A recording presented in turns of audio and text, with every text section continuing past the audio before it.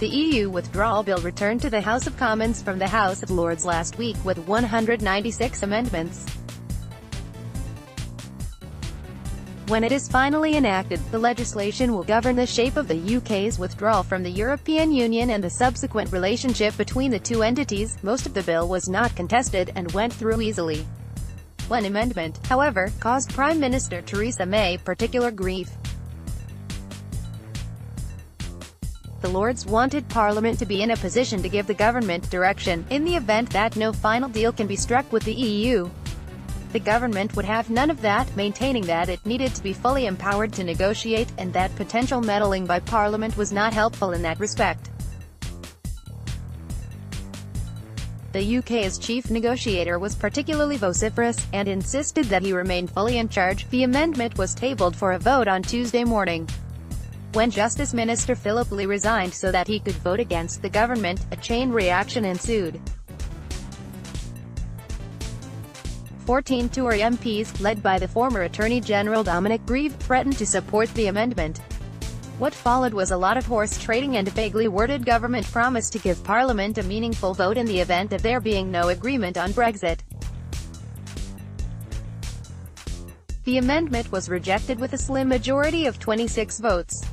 All seemed fine until the government appeared to backtrack on its promise, and the Tory rebels cried foul. The bill will now go back to the Lords, and we shall see what happens when it is returned to the Commons for the final vote. At that stage it would take only 14 rebel votes to undo the government's position. This Brexit soap opera might be amusing on the face of it. However, Brexit is looming and the UK needs to secure itself a deal with the EU. Some aspects of the Westminster hullabaloo are comic, but others are deadly serious. Let us start with humor. May repeats time and time again that she wants to take back control from the EU of our money, our laws and our borders. Interestingly, she seems not too keen on conceding power to Parliament. The UK is a constitutional monarchy and a democracy. Prime Ministers are appointed by the Queen on the basis that they can secure a working majority in the House of Commons. In other words, the government of the day serves at the pleasure of the monarch, of course, but especially of the elected representatives of the people. So refusing Parliament any say beyond a binary yes-no vote over final Brexit arrangements seems curious, to say the least.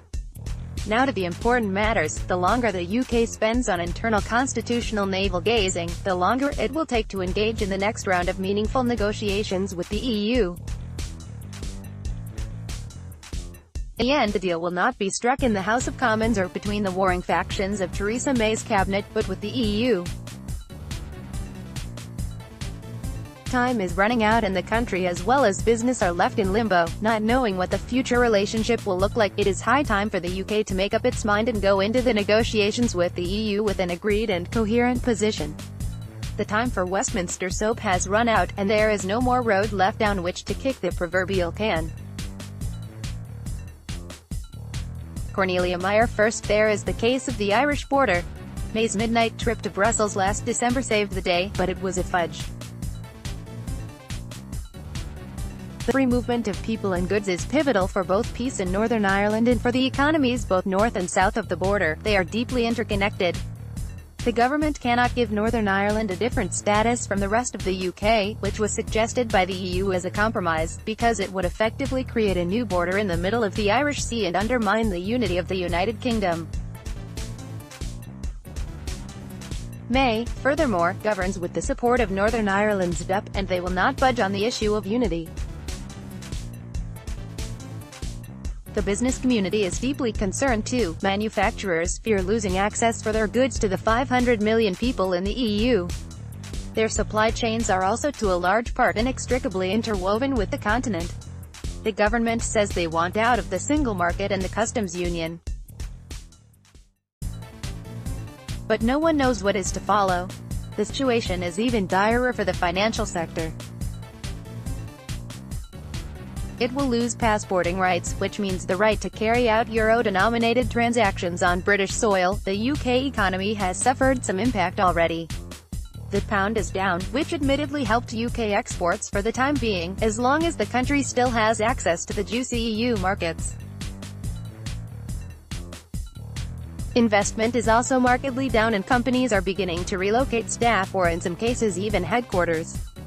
Brexiteers tend to gloss over these problems with the promise of elusive trade deals with the world at large. The trouble is, 44% of UK exports go to the EU and 53% of its imports come from the EU. Such a relationship is not going to be overhauled overnight. The Prime Minister's speeches in Florence last autumn and at the Mansion House this year read well. However, they were aspirational, and she will not achieve the desired degree of access to the European market without concessions. As far as the EU is concerned, the four freedoms, goods, services, capital and people, are indivisible. The EU also faces plenty of other issues endangering its cohesion, not least the wave of refugees and rise of anti-EU populist parties in many of its member states. The EU chief negotiator Michel Barnier may simply not be in a position to give too many concessions. It is high time for the UK to make up its mind and go into the negotiations with an agreed and coherent position. The time for Westminster soap has run out, and there is no more road left down which to kick the proverbial can. Cornelia Meyer is a business consultant, macroeconomist and energy expert.